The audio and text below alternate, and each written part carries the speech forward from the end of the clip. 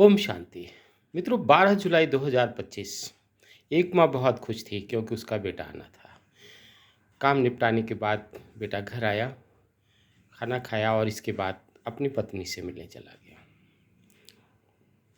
एक 40,000 का diamond set, 5,000 रुपये एटीएम से निकाल कर कैश और कुछ बैंक की गड्डियाँ दी। मित्रों, आप सोच रहे होंगे ये तो अजीब सी है, पत्नी के लिए करना कोई बुरी बात नहीं है। लेकिन नहीं मित्रों, यह कोई साधारण पत्नी नहीं। इस पत्नी ने पति के परिवार पर दहेज का केस लगा रखा है। और दहेज का साधारण केस नहीं, पति पर 377 अर्थात अननेचुरल सेक्स करने का आरोप लगाया है। पति नामर्द है, यह भी आरोप है। जबकि नामर्द होने के बाद उसने एक बच्चा भी पैदा किया है ना? आश्चर्य की बात।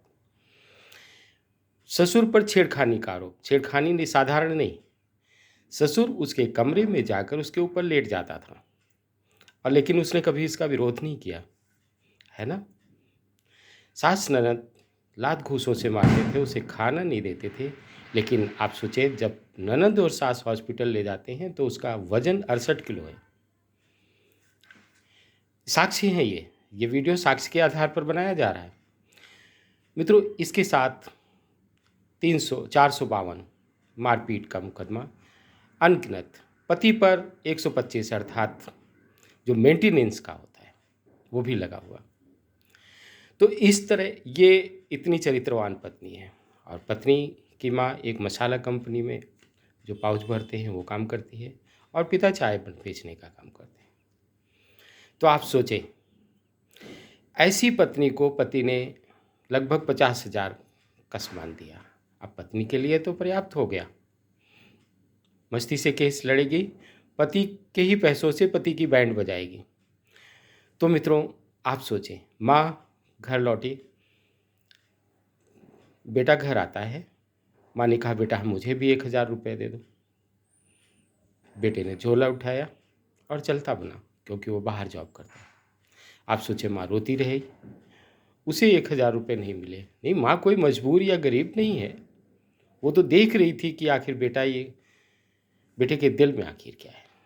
ये वही माँ है जिसने 9 महीने अपने बच्चे को पेट में रखा,